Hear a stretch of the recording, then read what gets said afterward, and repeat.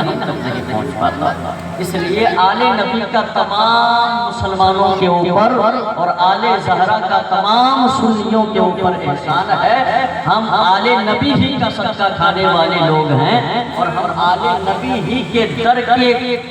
ذروں پر پڑھنے والے لوگ ہیں، اور انشاءاللہ ہم یہ احسان کبھی نہیں بھولیں گے۔ میں نے قرآن عظیم اور فرقان حمید سے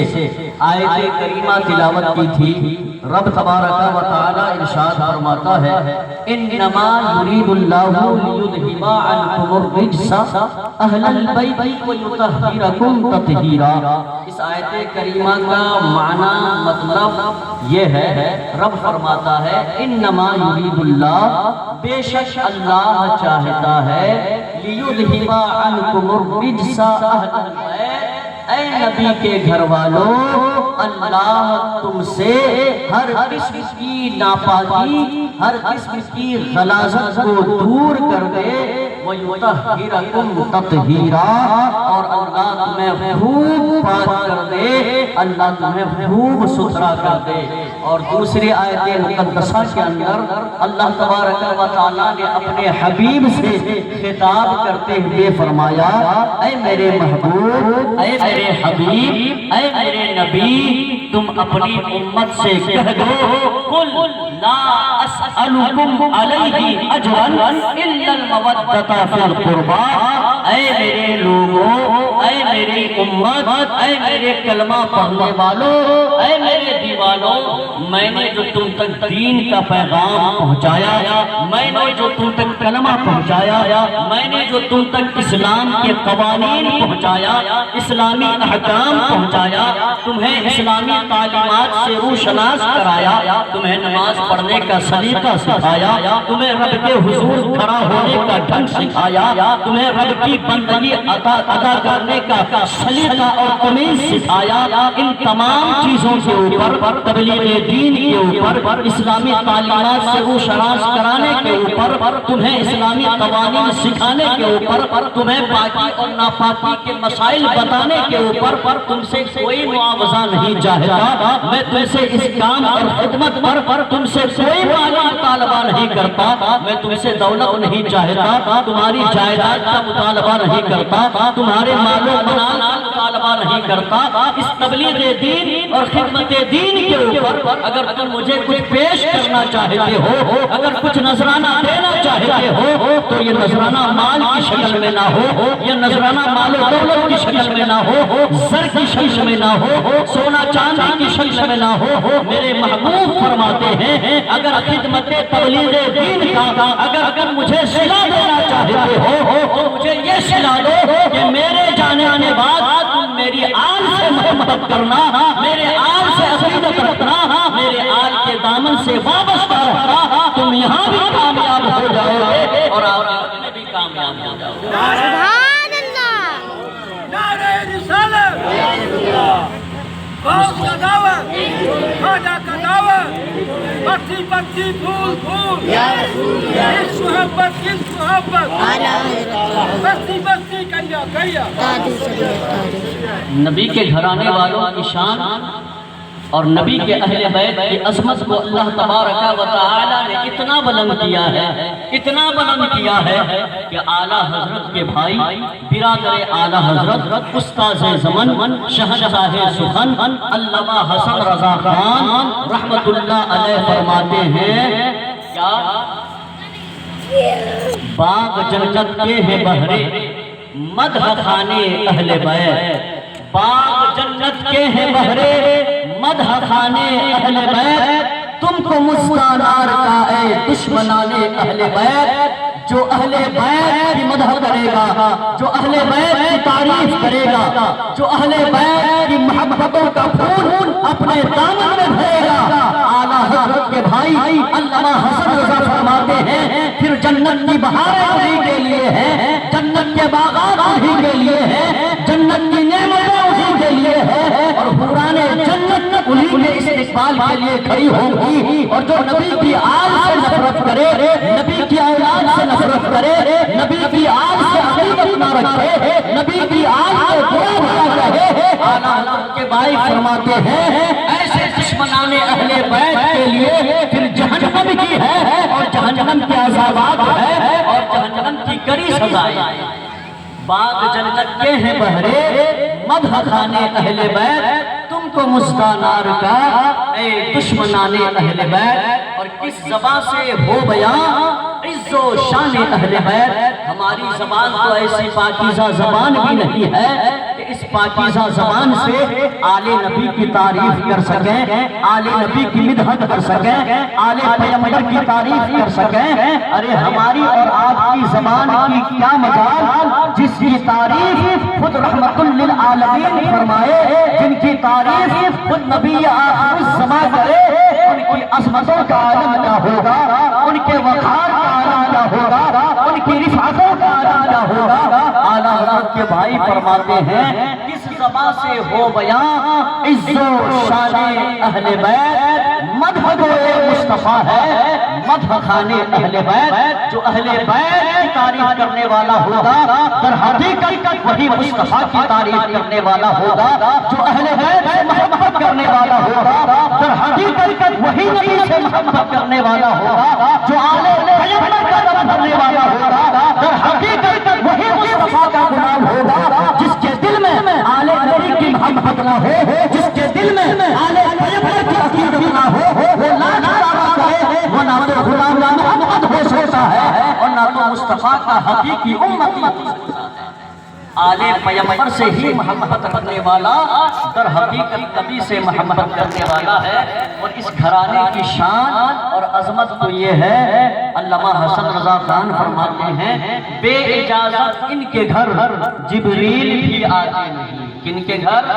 نبی کے گھرانے والوں کے گھر، امام حسن مجتبیٰ کے گھر، امام حسین کے گھر، سیدہ فاطمہ زہرا کے گھر، مولائے کائنات کے گھر اور محمد رسول اللہ کے گھر۔ اعلیٰ حضرت کے بھائی لکھتے ہیں علامہ حسن رضا خان بے اجازت ان کے گھر جبریل بھی آتے نہیں، اور قدر والے جانتے ہیں قدر و شان اہل بیت، قدر والے جانتے ہیں قدر و شان اہل بیت۔ حضرت جبریل امین جو تمام نبیوں، تمام رسولوں، تمام پیغمبروں کے پاس رب کی طرف سے وحی لانے والے فرشتہ ہیں، تمام فرشتوں کے سردار ہیں۔ یہ فرشتہ حضرت جبریل امین جب حسنین کریمین کے گھر آتے ہیں تو پہلے ان کے گھر والوں سے پرمیشن لیتے ہیں، اجازت ملتی ہے، تب اس گھرانے میں معلم الملائکہ حضرت جبریل امین کی آمد ہوتی ہے۔ ورنہ کسی نبی اور رسول کی بارگاہ میں اگر جبریل امین کو آنا ہو تو اجازت طلب نہیں کرتے، بلکہ رب کا حکم ہوتا ہے جبریل یہ وحی لے کر جاؤ، جناب موسیٰ کے پاس لے کر جاؤ، جناب عیسیٰ کی بارگاہ میں جاؤ، محمد رسول اللہ کی بارگاہ میں جاؤ۔ لیکن یہ آل نبی کی عظمت ہے، یہ مصطفیٰ کا اہل بیت کی شان ہے، یہ مصطفیٰ کے گھر والوں کی رفعت ہے کہ اگر ان کے گھر میں جبریل امین کو آنا ہوتا ہے تو پہلے اجازت لیتے ہیں، پھر دروازے پر دستک دیتے ہیں۔ ایسی شان والے ہیں مصطفیٰ کے گھرانے والے، ایسی عظمت والے ہیں مصطفیٰ کے گھرانے والے۔ اور ان کی شان تو یہ ہے گھر لٹانا جان دینا کوئی تجھ سے سیکھ لے، گھر لٹانا جان دینا کوئی تجھ سے سیکھ لے، جان عالم ہو فدا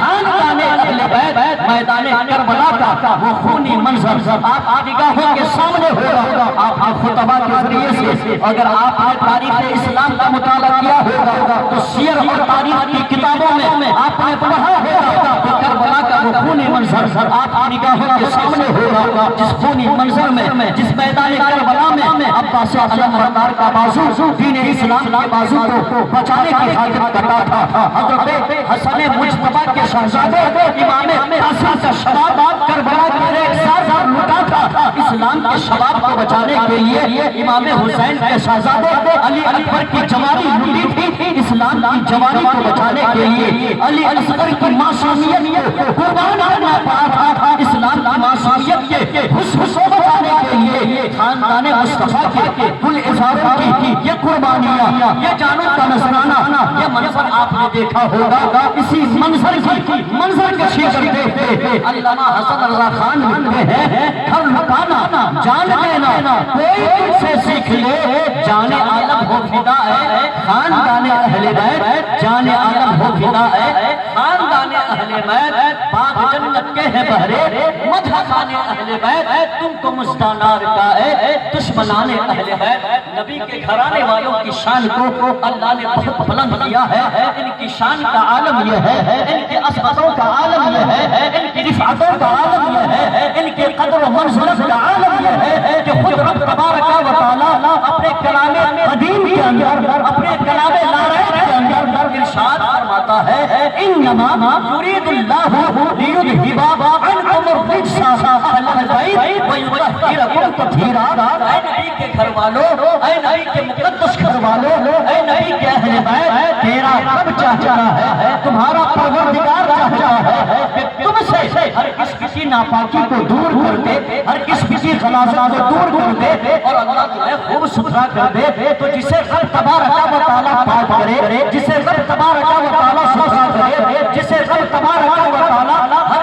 کسی نجاست اور غلاظت سے پاک کر دے، دنیا کی تمام طاقتیں، دنیا کی تمام قوتیں اگر ایسی ذات کے اوپر کیچڑ اچھالنے کی کوشش کرے تو یہ ایسا ہی ہوگا جیسے زمین کے اوپر کوئی رہتے ہوئے سورج پر تھوکے تو سورج بدلا ہوگا، لیکن تھوکنے والے کا چہرہ ضرور پراگندہ ہو جائے گا۔ یہی حال ہے نبی کی آل بیت، نبی کے اہل بیت، نبی کے آل اور نبی کی اولاد کی شان ہے۔ تھوکنے والے کتوں کی کہ یہ کتے نبی کی اہل بیت کی شان میں گستاخیاں کر کے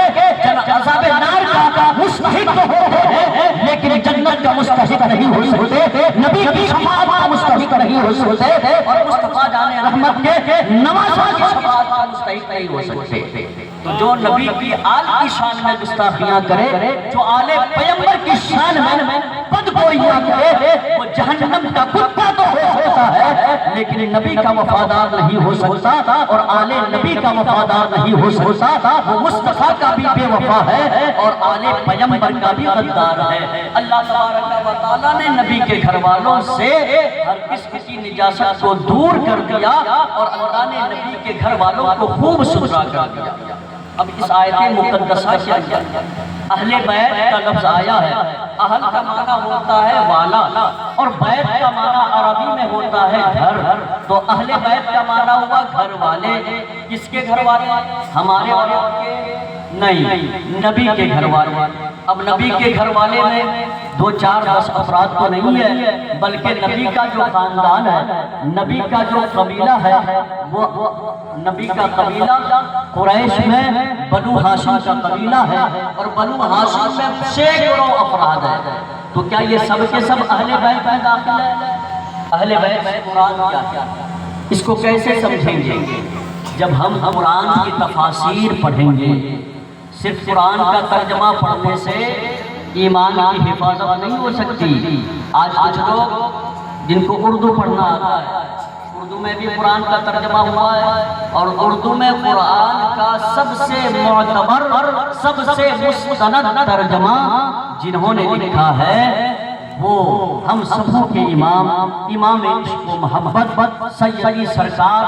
اعلیٰ حضرت امام احمد رضا خان فاضل بریلوی نے ہندوستان کی دھرتی پر سب سے پہلے قرآن پاک کا اردو میں ترجمہ لکھ کر کنز الایمان ہم سنیوں کو دے کر صبح قیامت تک کے لیے ہم سنیوں کے ایمان کی حفاظت کا پہرا دیا ہے، اور ہم سنیوں کے ایمان کی حفاظت کا بیڑا اٹھایا ہے۔ کنز الایمان یہ اعلیٰ حضرت کا قرآن کا اور اردو میں ترجمہ ہے۔ اس ترجمے کو پڑھیں گے، ایمان میں قوت آئے گی، ایمان میں جھلا آئے گی، ایمان مضبوط ہوگا۔ اور اس ترجمے کو چھوڑ کر اردو میں جو دیگر تراجم ہیں، ان تراجم کا اگر مطالعہ کریں گے تو ہو سکتا ہے کہ آپ گمراہ بھی ہو سکتے ہیں، آپ کا ایمان بھی لٹ سکتا ہے، آپ کے ایمان اور عقیدے کی سلامتی خطرے میں آ سکتی ہے۔ اس لیے اعلیٰ حضرت کے در سے وابستہ ہوئیے، اعلیٰ حضرت کے دامن کو تھامیے۔ اعلیٰ حضرت نے ہندوستان کے اندر ہندوستان کے سنی مسلمانوں کی سنیت کی حفاظت کا بیڑا اٹھایا ہے، اور ہم سبوں کے ایمان کی حفاظت کا بیڑا اٹھایا ہے۔ تو اہل بیت سے مراد کیا ہے؟ جب ہم تفاسیر اٹھا کر دیکھتے ہیں اور حدیث پاک کا مطالعہ کرتے ہیں تو یہاں پر اہل بیت سے مراد کیا ہے وہ کلیئر سمجھ میں آ جائے گا۔ حضرت عائشہ صدیقہ رضی اللہ تعالی عنہا مصطفیٰ کی بیوی ہیں، سب سے چہیتی بیوی ہے اور سب سے کم سن بیوی ہے، اور اماں عائشہ صدیقہ رضی اللہ تعالی عنہا مصطفیٰ کی وہ زوجہ مکرمہ ہے جن سے مصطفیٰ سب سے زیادہ محبت فرماتے تھے، سب سے زیادہ لال و پیار کرتے تھے، اور بھلا مصطفیٰ اماں عائشہ سے سب سے زیادہ محبت کا اظہار بھلا کیوں نہ کرتے؟ کیونکہ عائشہ صدیقہ کے بابا صدیق اکبر ہے جو مصطفیٰ کا یار غار بھی ہے اور مصطفیٰ کا یار مزار بھی ہے، جنہوں نے ہجرت کی رات نہ تو مصطفیٰ کا ساتھ چھوڑا اور اس دنیا سے جانے کے بعد بھی مصطفیٰ کا ساتھ نہ چھوڑا۔ اگر کوئی وفادار ہو تو صدیق اکبر جیسا وفادار ہو، جب تک زندہ رہے نہ تو زندگی میں مصطفیٰ کا ساتھ چھوڑا اور جب انتقال کیے تو بعد وفات بھی مصطفیٰ کا ساتھ نہ چھوڑا، بلکہ پہلو مصطفیٰ میں وزیر حیثیت سے روضہ رسول میں آج بھی مدفون ہے، اور وزیر کی حیثیت سے حضرت صدیق اکبر مصطفیٰ کے پہلو میں آج بھی آرام ہے۔ یہ مصطفیٰ کے وفاداروں کی شان ہوتی ہے، یہ مصطفیٰ سے وفا کرنے کا تمغہ اور انعام وفاداروں کو ملتا ہے۔ تو چونکہ حضرت عائشہ صدیقہ حضرت صدیق اکبر کی بیٹی ہے، حضرت صدیق اکبر کی شہزادی ہے، اس لیے میرے آقا حضرت عائشہ صدیقہ سے بے انتہا پیار کرتے تھے، بے انتہا محبت فرماتے تھے۔ حضرت عائشہ کی روایت ہے، حضرت عائشہ فرماتی ہے ایک مرتبہ کونین کے آقا نبیوں کے سرور ہم سب سے مختار، ہم سبوں کے دلدار حضور پاک صلی اللہ تعالی علیہ وسلم کالی کملی اوڑھے ہوئے تھے، آپ کے جسد اطہر پر، آپ کی پشت انور پر کالی دھاری والی چادر پڑی ہوئی تھی۔ اسی اثناء میں امام حسن مجتبی آتے ہیں، مصطفیٰ اپنی چادر مبارک کو پھیلا دیتے ہیں اور اپنے نواسے امام حسن پاک کو اپنی چادر اور کملی میں چھپا لیتے ہیں۔ پھر امام حسین آتے ہیں، مصطفیٰ چادر تطہیر کو پھیلا دیتے ہیں، اپنے نواسے امام حسین کو کالی کملی کے اندر سمیٹ لیتے ہیں۔ پھر سیدہ فاطمہ زہرا بطول اور سیدہ فاطمہ تمام جنتی عورتوں کا سردار سیدہ فاطمہ زہرا رضی اللہ تعالی عنہا آتی ہے، مصطفیٰ اپنی چہیتی بیٹی سیدہ فاطمہ کو بھی اپنی چادر عفت اور چادر تطہیر میں سمیٹ لیتی ہے۔ پھر مولائے کائنات آتے ہیں، مصطفیٰ چادر پھیلاتے ہیں، اپنی چادر تطہیر اور کالی کملی کے اندر مولائے کائنات کو بھی سمیٹ لیتے ہیں۔ اب مصطفیٰ کی چادر ہے، اس چادر تطہیر میں مصطفیٰ کی کالی کملی میں امام حسن پاک بھی ہے، امام حسین پاک بھی ہے، سیدہ فاطمہ زہرا بھی ہے، مولائے کائنات بھی ہے، خود مصطفیٰ بھی اسی چادر تطہیر کے اندر ہے۔ اب میرے مصطفیٰ لمحہ نبوت کو زنگش دیتے ہیں اور رب کی بارگاہ میں اپنے ہاتھوں کو اٹھا کر دعا کرتے ہیں، اللہم ہؤلاء اہل بیتی فاذہب عنہم رجسا وطہرہم تطہیرا۔ اے پروردگار عالم تیرا وعدہ ہے، اے پروردگار تو چاہتا ہے کہ میرے اہل بیت سے تو ہر قسم کی غلاظت اور ناپاکی کو دور فرما دے گا، میرے گھر والوں کو تو ستھرا کر دے گا۔ اے پروردگار میرے گھر والے میرا حسن ہے، میرا گھر والا میرا حسین ہے، میری گھر والی میری فاطمہ ہے، میرا گھر والا میرا علی ہے۔ اے مولا اے پروردگار عالم ان چاروں نفوس قدسیہ سے تو ہر قسم کی نجاست کو دور کر دے اور انہیں تو خوب ستھرا کر دے۔ اللہ کے رسول صلی اللہ علیہ وسلم نے جن کے بارے میں فرمایا کہ یہ میرے اہل بیت ہیں، پنجتر پاک کے بارے میں، اس لیے تو علامہ بیدم فرماتے ہیں، کیا فرماتے ہیں؟ شگفتہ گلشن زہرا کا ہر گلے تر ہے، شگفتہ گلشن زہرا کا ہر گلے تر ہے، اسی میں رنگ علی علی ہے کسی میں بوئے رسول، امام حسن کو دیکھ لیں، امام حسین کو دیکھ لیں، اور مصطفیٰ کریم صلی اللہ علیہ وسلم کے گلستان نبوت کے جتنے پھول ہیں کسی میں یا تو رنگ علی ملے گا یا تو بوئے مصطفیٰ ملے گی۔ امام حسن کو دیکھ لیں، امام حسن کی ذات میں رنگ علی بھی موجود ہے، بوئے مصطفیٰ بھی موجود ہے، شجاعت علی بھی موجود ہے، مصطفیٰ کی دلیری بھی موجود ہے، مصطفیٰ کی رحمت بھی موجود ہے، مصطفیٰ کی شفقت بھی موجود ہے، اور مصطفیٰ کی عنایت بھی موجود ہے، مصطفیٰ کی سخاوت بھی موجود ہے، اور مصطفیٰ کا انداز دل بڑھانا۔ تو گلشن زہرا کے جتنے بھی پھول ہیں سب کے سب تر و تازہ ہے، اور ہر پھول کے اندر یا تو رنگ علی ہے یا بوئے رسول ہے۔ اللہ کے رسول صلی اللہ علیہ وسلم نے فرمایا، پروردگارا یہ میرے اہل بیت ہے، تیرا ارادہ ہے، تو چاہتا ہے، تیری مشیت ہے اور تیری مرضی ہے کہ تو میرے اہل بیت سے ہر قسم کی نجاست کو دور کر دے گا اور میرے گھر والوں کو تو خوب ستھرا کر دے گا۔ پروردگارا ان کو خوب ستھرا کر دے اور ان سے ہر قسم کی نجاست کو دور کر دے۔ تو اہل بیت سے مراد پنجتن پاک ہیں اور مصطفیٰ کریم صلی اللہ علیہ وسلم کی پاک بیویاں ہیں۔ اب پنجتن پاک کے اندر امام حسین کا کردار دیکھیں، امام حسین کا انداز دیکھیں۔ نواسہ رسول امام حسین پاک سردار جنت کاتب دوش مصطفیٰ اور فاتح ابن خیبر کا بیٹا امام حسین کا کردار دیکھیں اور امام حسین کی زندگی دیکھیں۔ وہ امام حسین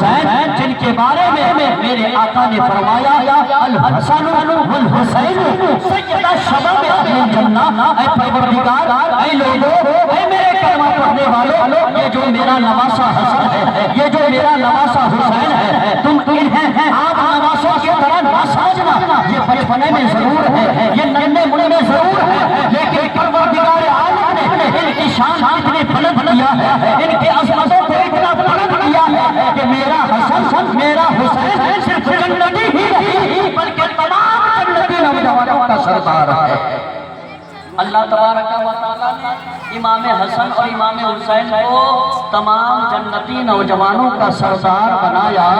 تو جو سردار جنت ہو اور جو مالک جنت کا نواسہ ہو، اگر کوئی ان سے بغاوت کرے، اگر کوئی ان سے عداوت کرے تو کیا جنت کا دروازہ ایسے کے لیے کھل سکتا ہے؟ نہیں، جنت کا دروازہ تو صرف غلام حسن کے لیے کھل سکتا ہے، غلام حسین کے لیے کھل سکتا ہے۔ اللہ تبارک و تعالیٰ نے امام حسن امام حسین کو جنتی نوجوانوں کا سردار بنایا، اور حضور پاک صلی اللہ علیہ وسلم نے ان کی عظمتوں کا خطبہ دیتے ہوئے فرمایا، من احبہما فقد احبنی ومن ابغضہما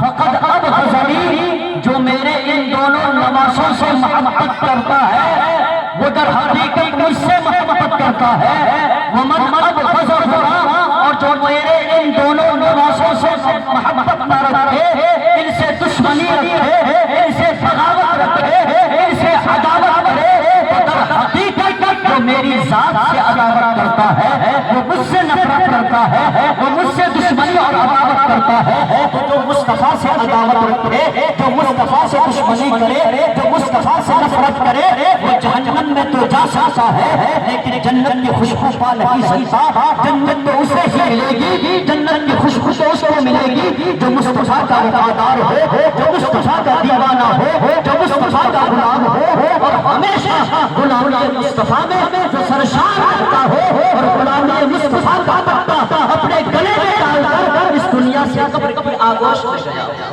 جنت انہی کے لیے ہے اور جنت کی نعمتیں بھی انہی کے لیے ہیں۔ حضرت امام حسین پاک رضی اللہ تعالی عنہ مصطفیٰ کا وہ عظیم نواسہ ہے اور فاطمہ زہرا کا وہ عظیم شہزادہ ہے، فاتح خیبر کا وہ دلیر اور بہادر شہزادہ اور بیٹا ہے کہ جب 5 شعبان المعظم سن 4 ہجری، یاد آئیے کربلا بہت سنتے ہیں، ذکر شہادت بہت سنتے ہیں، لیکن میرے خیال سے 100 لوگوں میں سے 99% لوگوں کو نہیں معلوم ہوگا کہ جس امام حسین کے نام پر ہم محرم کے مہینے میں ذکر شہادت کا اہتمام کرتے ہیں، سبیل لگواتے ہیں اور لوگوں کو کھانا کھلاتے ہیں، جلوس نکالتے ہیں، اس امام حسین کی پیدائش کب ہوئی تھی، کس تاریخ اور کس مہینے میں ہوئی تھی اور کس سال میں؟ 99% لوگوں کو نہیں معلوم ہوگا۔ نہ معلوم ہونے کی ایک وجہ تو یہ ہے کہ ہمارے بہت سارے خطبہ یہ چیزیں بتاتے نہیں ہیں۔ ہمارے خطبہ محرم کی محفل میں پبلک کو رلاتے ہیں، پبلک کو نا امید کرتے ہیں، پبلک کو نا امیدی اور مایوسی دلاتے ہیں، جبکہ کربلا مایوسی کا پیغام نہیں دیتا، کربلا رونے کا پیغام نہیں دیتا، کربلا نا امیدی کا نام نہیں ہے، بلکہ کربلا تو جوانوں میں انقلاب کی روح پھونکنے کا نام ہے، کربلا تو بازوؤں میں قوت حیدری پیدا کرنے کا نام ہے، کربلا تو عزم کا نام ہے، کربلا تو حوصلے کا نام ہے، کربلا تو باطل کو للکارنے کا نام ہے، کربلا تو باطل کی تابوت میں آخری تیر ٹھوک کر حق کو غالب کرنے کا نام ہے، کربلا تو حق کے پرچم کو بلند کرنے کا نام ہے، کربلا تو اسلام کی خاطر اپنی جانوں کا نذرانہ پیش کرنے کا نام ہے۔ کربلا قطعی ہمیں رونا نہیں سکھاتا، ہمیں ماتم کرنا نہیں سکھاتا، ہمیں نا امید ہونا نہیں سکھاتا، ہمیں گریہ نہیں سکھاتا، ہمیں مایوس ہونا نہیں سکھاتا، بلکہ کربلا کی حقیقی تاریخ ہمیں یہ عزم دیتی ہے، ہمیں یہ حوصلہ دیتی ہے کہ حق کے لیے صرف 72 ہی کیوں نہ ہو اور ناحق کے لیے 22,000 ہی کیوں نہ ہو، حق کے لیے لڑنے والے اگر 72 ہو تو یہ 72,000 پر غالب ہوتے ہیں اور ان کا نام صبح قیامت تک کے لیے زندہ جاوید ہو جاتے ہیں۔ اس لیے تو شاعر کہتے ہیں قتل حسین اصل میں مرگ یزید ہے، قتل حسین اصل میں مرگ یزید ہے، اسلام زندہ ہوتا ہے ہر کربلا کے بعد، اسلام زندہ ہوتا ہے ہر کربلا کے بعد، کربلا سے اسلام کو زندگی ملتی ہے، کربلا سے مصطفیٰ کے غلاموں کو حوصلہ ملتا ہے، کربلا سے حسینیوں کو جذبہ قربانی ملتا ہے اور جذبہ فراوانی ملتا ہے اور سروں کا نذرانہ پیش کرنے کا جذبہ بے قرار ملتا ہے۔ اس لیے ہرگز کربلا کو ماتم کے طور پر نہ لیا جائے، رونے اور رلانے کے طور پر نہ لیا جائے، نا امیدی اور مایوسی کے طور پر نہ لیا جائے۔ میں امام حسین پاک کی ولادت بیان کر رہا تھا۔ حضرت امام حسین رضی اللہ تعالی عنہ 5 شعبان المعظم یعنی رمضان سے جو پہلے کا مہینہ ہے، شعبان، اس کو شعبان بولتے ہیں، شعبان کی 5 تاریخ کو 4 ہجری میں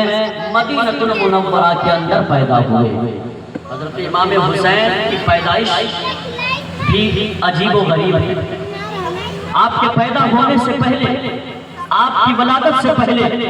حضور کی چچی حضرت عبداللہ ابن عباس کی بیوی حضرت حارث کی بیٹی حضرت ام الفضل بنت حارث، حضرت ام الفضل بنت حارث رضی اللہ تعالی عنہ امام حسین کی پیدائش سے پہلے ایک خواب دیکھتی ہے۔ خواب کیا تھا؟ حضرت ام الفضل بنت حارث خواب میں دیکھتی یہ ہے کہ کوئی شخص، کسی آدمی نے مصطفیٰ کریم صلی اللہ علیہ وسلم کے بدن سے ایک ٹکڑا کاٹ کر حضرت ام الفضل بنت حارث کی گود میں ڈال دیتا ہے۔ حضرت ام الفضل بنت حارث جب یہ بھیانک اور ڈراؤنا خواب دیکھتی ہے، خواب دیکھتے ہی بیدار ہو جاتی ہے اور گھبراہٹ کی کیفیت طاری ہو جاتی ہے۔ آخر اس خواب کا مطلب کیا ہوتا ہے؟ اس خواب کی تعبیر کیا ہو سوچی ہے کہ مصطفیٰ کا پاک جسم ہے، مصطفیٰ کا جسد اطہر ہے، مصطفیٰ کے جسد اطہر سے ایک ٹکڑا کاٹ کر حضرت ام الفضل بنت حارث کی گود میں رکھ دیا جاتا ہے۔ جب صبح ہوتی ہے حضرت ام الفضل بنت حارث مصطفیٰ کی بارگاہ میں بھاگتے ہوئے جاتی ہے، مصطفیٰ کی بارگاہ میں پہنچ کر عرض کرتی ہے یا رسول اللہ، یا حبیب اللہ، آج کی رات میں نے بڑا بھیانک خواب دیکھا ہے، بڑا پریشان کن خواب دیکھا ہے، بہت حیرت انگیز خواب دیکھا ہے۔ مصطفیٰ فرماتے ہیں اے میری چچی ذرا خواب کو بیان کیجئے، آپ کا بھیانک خواب کیسا ہے، آپ کا پریشان کن خواب کیا ہے، آپ کا حیران کن خواب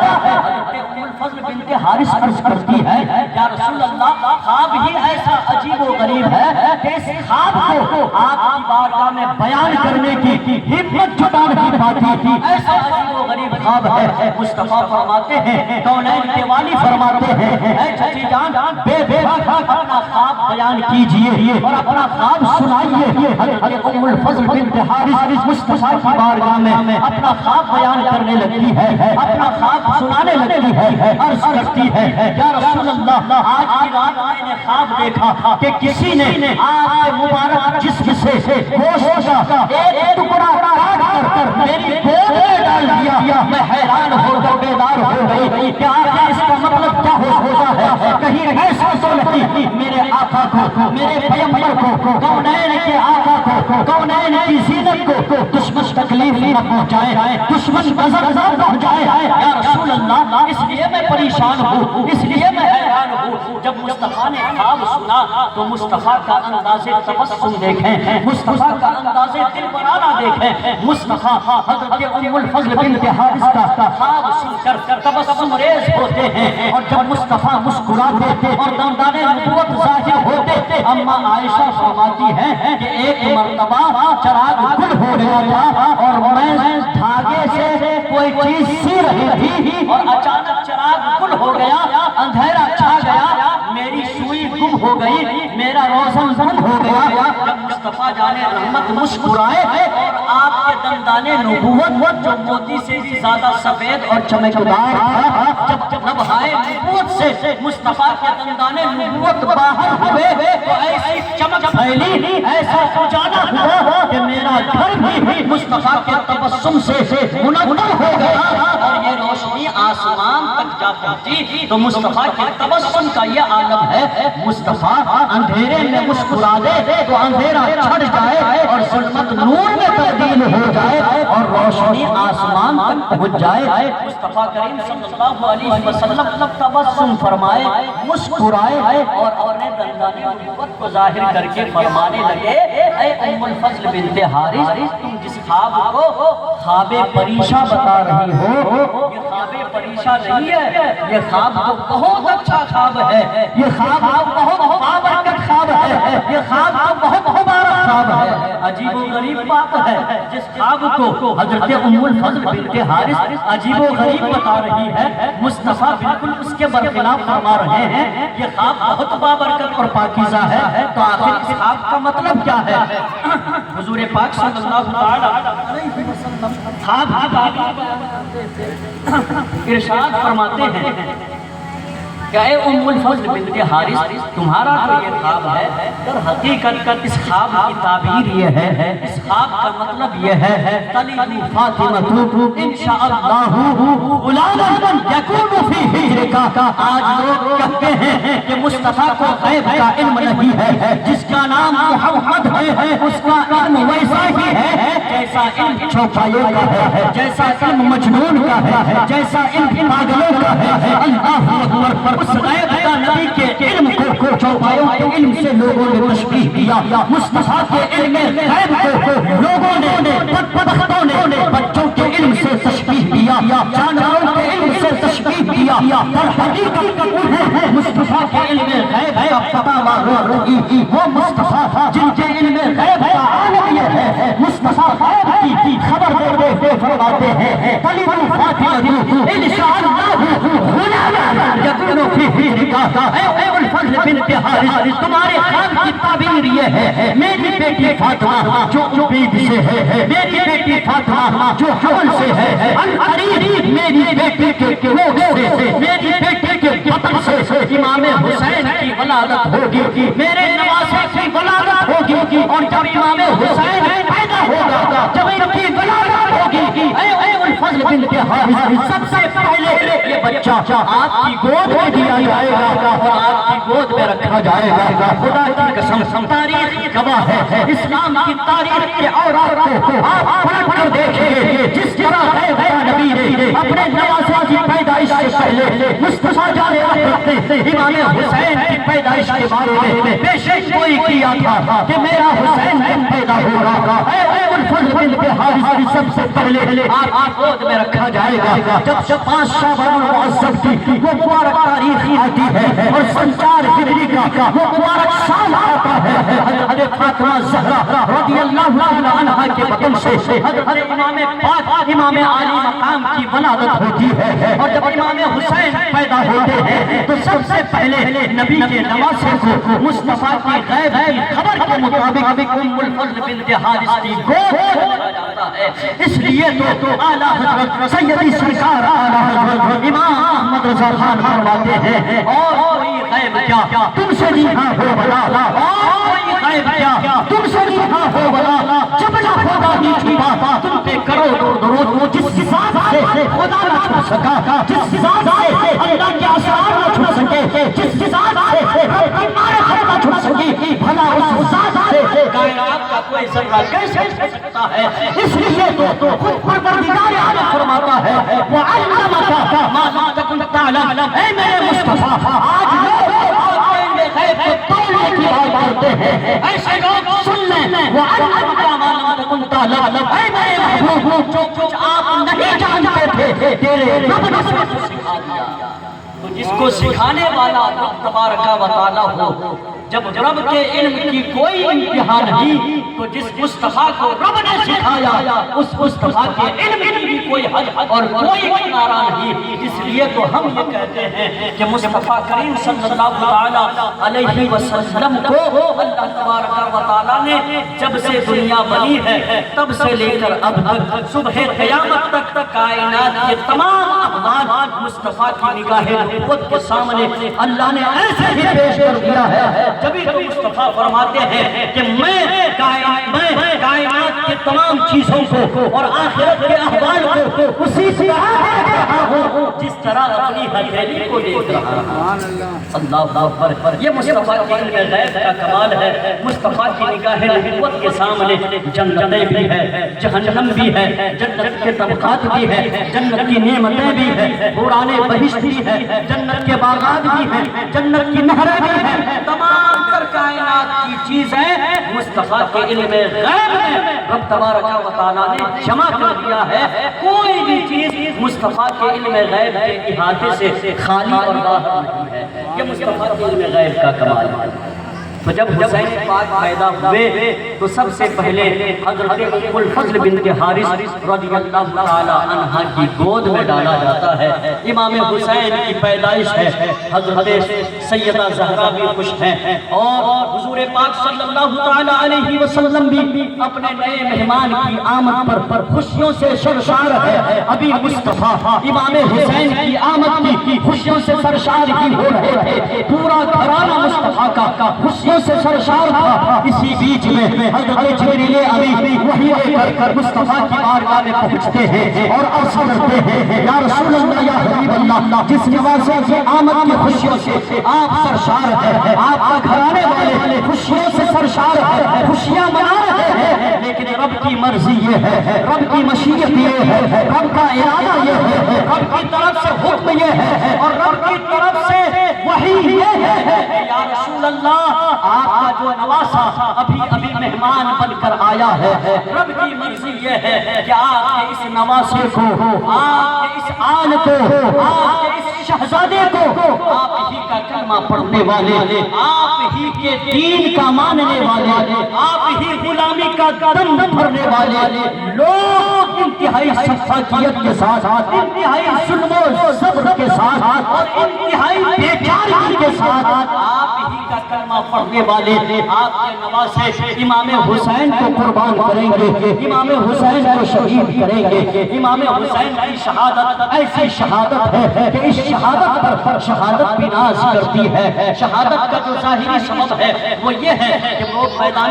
میدان کارزار میں پہنچتے ہیں، باطل سے سب آرا ہوتے ہیں، تلوار کی زد میں آتے ہیں، گردن کٹتی ہے، جامِ شہادت نوش کرتے ہیں، لیکن امام حسین کی شہادت ایسی شہادت ہے جو ڈھکی چھپی شہادت نہیں ہے۔ امام حسین کی ولادت کے وقت ہی امام حسین کی شہادت لوگوں میں مشہور ہو جاتی ہے، امام حسین کی شہادت کی خبر لوگوں میں عام ہو جاتی ہے۔ امام حسین وہ شہید اعظم ہے، کربلا کا وہ انوکھا شہید ہے کہ آپ کی شہادت کی خبر مولا کائنات کو بھی تھی، آپ کی شہادت کی خبر سیدہ زہرا کو بھی تھی، آپ کی شہادت کی خبر مصطفیٰ کو بھی تھی، آپ کی شہادت کی خبر حسن مجتبیٰ کو بھی تھی، لیکن اللہ کس شان کے ساتھ، کس انوکھی شان کے ساتھ مصطفیٰ اپنے نواسے کی تربیت کر رہے ہیں، کس شان کے ساتھ سیدہ فاطمہ زہرا جنتی دودھ امام حسین کے حلقوم سے گزار رہی ہے، کس دلیری کے ساتھ مولا کائنات اپنے نواسے سے اپنے شہزادے کو دلیری کا ہنر سکھا رہے ہیں۔ اللہ اکبر۔ نہ تو مولا کائنات نے مصطفیٰ کی بارگاہ میں عرض کیا یا رسول اللہ یا حبیب اللہ آپ تو کونین کے والی ہیں، آپ کو تو رب نے مختار بنایا ہے، آپ اگر دعا کے لیے ہاتھ اٹھا دیں تو آپ کے ہاتھ بعد میں گریں گے، لیکن آپ کی دعا اجابت کا صحرا پہن کر رب کی بارگاہ میں پہلے پہنچے گی اور باب اجابت پہ دستک دے گی اور رب اللہ تبارک و تعالیٰ آپ کی دعا کو قبول فرمائے گا۔ اگر مولا کائنات چاہتے تو مصطفیٰ سے عرض کرتے یا حبیب اللہ یا رسول اللہ جس نواسے کی آمد پر آپ اتنی خوشیاں منا رہے ہیں، آپ کے اس نواسے کو کربلا میں تو شہید کیا جائے گا، تڑپا کر شہید کیا جائے گا، بھوکا پیاسا شہید کیا جائے گا۔ یا رسول اللہ ہم اس لمحے کو برداشت نہیں کر سکتے، ہمارا دل برداشت نہیں کر سکتا، سیدہ فاطمہ زہرا گوارا نہ کر سکتی۔ یا رسول اللہ دعا فرما دیں کہ امام حسین کی جان بخشی ہو جائے، امام حسین کی جان کی حفاظت ہو جاتے۔ اگر مصطفیٰ کی بارگاہ میں مولا کائنات یہ عریضہ کرتے، سیدہ زہرا یہ دعا کرواتی اور مصطفیٰ دعا کر دیتے، تو بتائیے سنیوں ہم سبوں کا یہ عقیدہ اور یہ ماننا ہے کہ نہیں اگر میرے مصطفیٰ اپنے ہاتھوں کو اللہ کی بارگاہ میں امام حسین کی جان بچانے کے لیے اٹھا دیتے اور رب کی بارگاہ میں اپنے دستے نبوت کو دراز کر کے مصطفیٰ یہ فرماتے اور عرض کرتے پروردگارا تیری مشیت تو یہی ہے، تیری مرضی تو یہی ہے کہ میرے اس نواسے کو میدان کربلا میں بے دریغ ختم کیا جائے گا، لیکن پروردگار تو تو میری رضا چاہتا ہے، خدا کی رضا چاہتا ہے تو عالم، خدا کی رضا چاہتا ہے تو عالم، خدا چاہتا ہے رضا محمد عیسیٰ کی چاہت یہ ہے کہ رب راضی ہو جائے، موسیٰ بھی یہی چاہتا ہے میرا پروردگار راضی ہو جائے، زکریا کی بھی یہی خواہش ہے رب راضی ہو جائے، آدم کی بھی یہی خواہش ہے رب راضی ہو جائے، تمام نبیوں تمام رسولوں تمام ولیوں کی یہی خواہش ہے کوئی راضی ہو یا نہ ہو رب راضی ہو جائے، کہ جب رب راضی ہو جائے گا تو سب راضی ہو جائے گا اور جنت مل جائے گا۔ سب کی رضا یہ ہے کہ اللہ راضی ہو جائے، لیکن رب کس کی رضا چاہتا ہے، رب کس کی خوشی چاہتا ہے؟ اعلیٰ حضرت فرماتے ہیں خدا کی رضا چاہتے ہیں تو عالم خدا چاہتا ہے، رضا محمد وَلَسَوْفَ يُعْطِيكَ رَبُّكَ فَتَرْضَىٰ۔ اے میرے محبوب تیرا رب تجھے اتنا دے گا، اتنا عطا کرے گا، اتنی بخشش کرے گا کہ تو ضرور راضی ہو جائے گا۔ اور حضور فرماتے ہیں میں اس وقت تک رب سے راضی نہیں ہوں گا، میں اس وقت تک سجدہ شکر سے اپنا سر نہیں اٹھاؤں گا جب تک ایک گنہگار امتی کو اپنی شفاعت کے ذریعے سے جنت تک نہ پہنچا دوں گا۔ سبحان اللہ سبحان اللہ۔ یہ ہم گنہگار امت سے مصطفیٰ کا عشق ہے اور مصطفیٰ کا پیار ہے، مصطفیٰ کی محبت ہے۔ بتائیے اللہ تبارک و تعالیٰ جب مصطفیٰ کی رضا کے لیے کائنات کا نقشہ پلٹ سکتا ہے، نظام کائنات کو بدل سکتا ہے، اگر میرا آقا حسین کی جان بچانے کے لیے دعا کر دیتے تو ضرور مصطفیٰ کی دعا قبول ہوتی اور امام حسین کی جان بچ جاتی. لیکن یہ وہ گھرانہ ہے کہ اس گھرانے کی شان یہ ہے کہ یہ گھرانہ رب کی رضا کو مقدم رکھتے ہیں، ہمیشہ رب کی رضا چاہتے ہیں. چونکہ امام حسین کی شہادت یہ رب کی مشیت تھی، امام حسین کی شہادت یہ رب کا حکم ہے، امام حسین کی شہادت یہ رب کا منشا تھا. اس لیے مولا کائنات نے بھی دعا نہیں کروایا، سیدہ فاطمہ نے بھی دعا نہیں کروائی. امام حسین رضی اللہ تعالیٰ عنہ کی شہادت کی خبر عام ہوتی ہے اور وائرل ہو جاتی ہے. امام حسین رضی اللہ تعالیٰ عنہ کی شہادت میدان کربلا میں واقع ہوئی اور میدان کربلا کوفہ کے اندر، دمشق کے اندر نہر فرات کے کنارے ایک میدان ہے. اس میدان کے بارے میں مولا کائنات نے بھی اپنے زمانے کے اندر نشان دہی کر دیا. مولا کائنات جب خلیفہ مقرر ہوئے اور چوتھا خلیفہ اور مسلمانوں کا امیر المومنین بنے اور جب آپ جنگ صفین کے لیے ایک لشکر لے کر جا رہے تھے تو آپ مقام نینوا سے گزر رہے تھے. یہ مقام نینوا کیا ہے؟ یہی کربلا ہے، یہی میدان کربلا ہے، یہی امام حسین کا مقتل ہے، یہی امام حسین کی شہادت کا ہے. اللہ اکبر. حضرت مولا کائنات کے ساتھ جو آپ کے ساتھی تھے، حضرت مولا کائنات جب مقام نینوا سے گزر رہے تھے، حضرت مولا کائنات نے وہاں پڑاؤ ڈالا، وہاں اقامت کیا، وہاں ٹھہر گئے اور اپنے ساتھیوں سے کہا اے لوگوں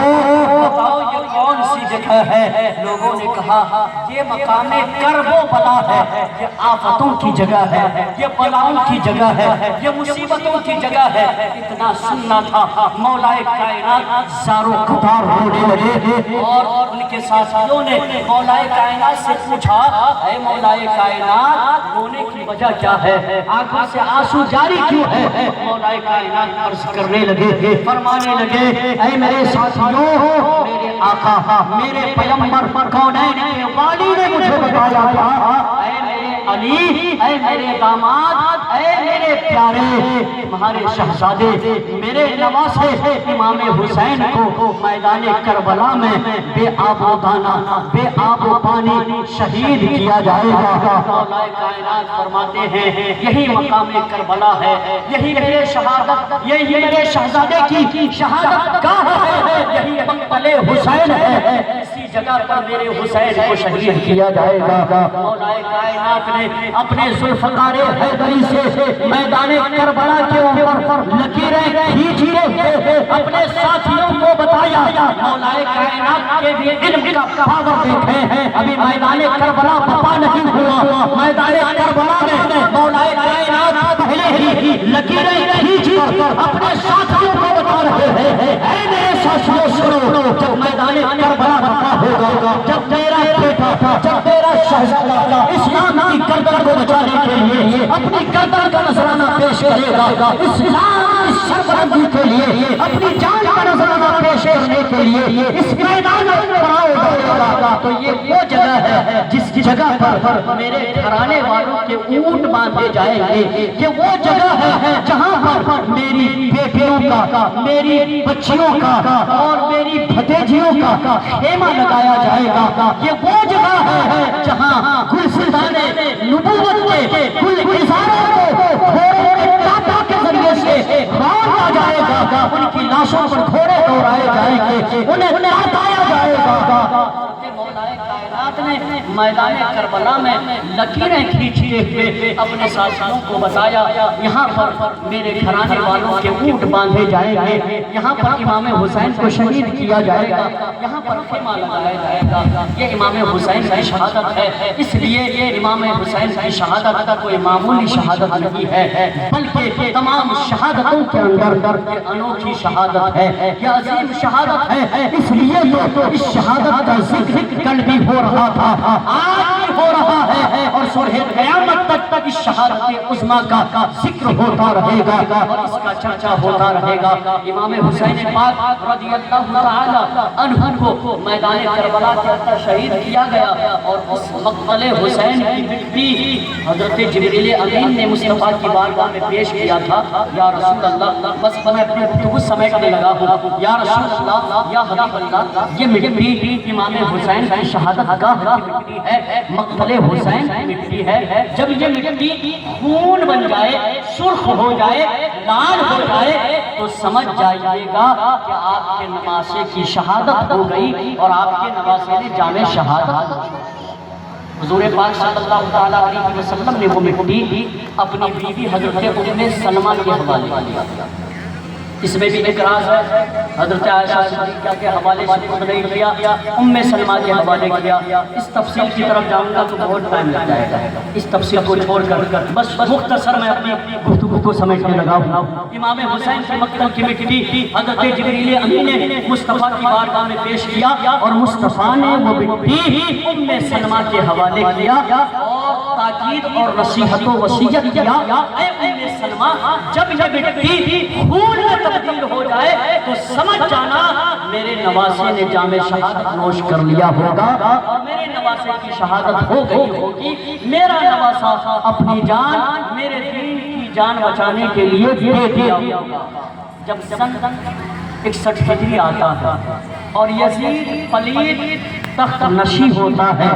وہ یزید پلید جو فاسق تھا، جو فاجر تھا، جو بدکار تھا، جو لواطت کے گناہ میں مبتلا رہتا تھا، جو شراب نوشی کے گناہ کو عام کر چکا تھا، جو بدفعلی کے گناہ کو عام کر چکا تھا، جو لونڈیا بازی کے گناہ کو عام کر چکا تھا، مصطفیٰ کے دین کو پامال کرنے کے لیے، نظام مصطفیٰ کے حسن کو روکنے کے لیے جب یہ یزید تخت نشین ہوا اور یزید نے مدینے کی طرف اپنا قاصد بھیجا کہ مدینے والوں سے بھی بیعت لے لو، کیونکہ اس وقت مدینے میں میرے آقا امام حسین کی جلوہ گری تھی۔ جب امام حسین تک یزید پلید کی طرف سے بیعت کا پیغام آیا، امام حسین نے بیعت سے انکار کر لیا۔ اس کے ہاتھ پر ہاتھ کیسے دے سکتا ہوں جس کے ہاتھ پر گلشن نبوت کا راج ہو رہا ہے، جس کے ہاتھ پر مصطفیٰ کا نظام برباد ہو رہا ہے، جس نے گناہوں کو عام کیا، جس نے بدکاری کو عام کیا، جس نے لواطت کو عام کیا، جس نے فسق و فجور کو عام کیا، جس نے شراب نوشی کو عام کیا۔ ایسے یزید پلید سے میں کیسے بیعت کر سکتا ہوں؟ میں اس کا سپورٹ کیسے کر سکتا ہوں؟ امام پاک نے سپورٹ کرنے سے انکار کر دیا اور بالآخر امام حسین کو کربلا ہونا پڑا۔ اور جب میدان کربلا میں امام حسین کی شہادت ہوئی نا، حضرت ام سلمہ نے وہ مٹی ایک تھیلی میں بھر کر رکھا تھا۔ جب 61 ہجری میں امام حسین شہید ہوئے، خدا کی قسم تاریخ گواہ ہے، حضرت ام سلمہ نے جب وہ مٹی نکالا تو وہ مٹی خون میں تبدیل ہو چکی تھی۔ حضرت عبداللہ ابن عباس فرماتے ہیں کہ جس دن امام حسین کی شہادت کی میں نے خواب میں دیکھا کہ مصطفیٰ خواب میں آئے، مصطفیٰ کی زلف عنبری پراگندہ ہے، مصطفیٰ کے چہرے پر پریشانی کے آثار ہیں۔ حضرت عبداللہ ابن عباس عرض کرتے ہیں یا رسول اللہ، یہ پریشانی کی حالت کیوں ہے؟ اور مصطفیٰ کے ہاتھ میں ایک شیشی ہے جو خون سے بھری ہوئی ہے۔ حضرت عبداللہ ابن عباس نے جب عرض کیا یا رسول اللہ، یہ شیشی میں خون کیسا؟ مصطفیٰ فرماتے ہیں، مصطفیٰ بشارت دیتے ہوئے فرماتے ہیں، اے عبداللہ ابن عباس، آج دوپہر سے ہی میں اس بوتل کے اندر شہیدان کربلا کا خون جمع کر رہا ہوں، اپنے نواسے کا خون جمع کر رہا ہوں۔ اللہ اکبر! امام حسین کی شہادت سے مصطفیٰ کو ہی صدمہ نہیں پہنچا بلکہ تاریخ گواہ ہے جب امام حسین کی شہادت ہوتی ہے کئی دنوں تک آسمان سے خون کی بارشیں ہوتی ہے۔ امام حسین کی شہادت پر صرف انسانوں نے ہی نہیں رویا بلکہ جناتوں نے بھی نفرت کیا ہے، جناتوں نے رویا ہے۔ امام حسین کی شہادت پر آسمان میں خون کی بارش برسایا اور بیت المقدس سے جس پتھر کو ہٹایا جاتا تھا اس پتھر کے نیچے سے ابل رہا تھا، دیواروں پر خون کا دھبا تھا۔ اللہ اکبر! یہ جو آج آسمانوں کے کنارے میں سرخیاں نظر آتی ہے، مؤرخین لکھتے ہیں امام حسین کی شہادت سے پہلے یہ سرخی نظر نہیں آ رہی تھی، جب امام حسین کی شہادت ہوئی تب سے آسمان پر یہ سرخی نظر آنے لگی۔ امام حسین کی شہادت ایسی عظیم اور انوکھی شہادت ہے کہ آپ کی شہادت پر آسمان بھی رویا، زمین بھی روئی اور جنات بھی رویا۔ اور امام حسین کا سر قلم کرنے کے بعد جب یزید لشکر دارالکوفہ کی طرف لے جا رہے تھے، ایک جگہ پر پڑاؤ ڈالا تو غیر سے لوہے کا ایک قلم ظاہر ہوا، اس قلم نے لکھا اترجو امت شفاعتا، اترجو امت قتلت حسینا شفاعت جدہ یوم الحساب۔ یہ میری تقریر کا آخری جملہ ہے۔ جب امام حسین کے سر کو نیزے پر چڑھا کر یہ لشکر آگے جا رہے تھے، ایک مقام پر رکا تھا تو غیب سے یہ قلم ظاہر ہو کر یہ عبارت، یہ لائن لکھا تھا اترجو امت قتلت حسینا شفاعت جدہ یوم الحساب۔ کیا وہ لوگ جنہوں نے مصطفیٰ کے شہزادے کو تڑپا کر شہید کیا، پیاسا شہید کیا، بھوکا شہید کیا، کیا ایسے بدبخت لوگ یہ امید کرتے ہیں کہ ایسے نواسے کے نانا کی شفاعت بروز محشر انہیں ملے گی؟ خدا کی قسم، شفاعت تو کیا، جنت تو کیا، جنت کی خوشبو بھی نہیں مل سکتی۔ بلکہ مصطفیٰ نے تو امام حسین کے قاتل کے بارے میں فرمایا تھا، میں ایک دوزخی کتے کو دیکھ رہا ہوں جو میرے حسین کے خون سے اپنی زبان کو ناپاک کر رہا ہے، میرے حسین کے خون کو چاٹ رہا ہے۔ وہ کون ہے؟ وہ خولی بن یزید ہے جس نے نواسۂ رسول کے سر کو قلم کیا تھا۔ ان کے بارے میں مصطفیٰ نے فرمایا، میں یہ دیکھ رہا ہوں کہ ایک دوزخی اور جہنمی کتا میرے آل کے خون سے اپنی زبان کو لطمت کر رہا ہے۔ پروردگار عالم کی بارگاہ میں دعا ہے، مولا تعالیٰ ایسے آقا کی بارگاہ میں ہم سبوں کو غلامانہ خراج پیش کرنے کی توفیق عطا فرمائے۔ ایسے آقا کی بارگاہ میں ہم سبوں کے اس نذرانہ عقیدت کو قبول فرمائے۔ وآخر دعوانا ان الحمدللہ رب العالمین، استغفر اللہ ربی من کل ذنب واتوب الیہ۔ السلام علیکم ورحمۃ اللہ وبرکاتہ۔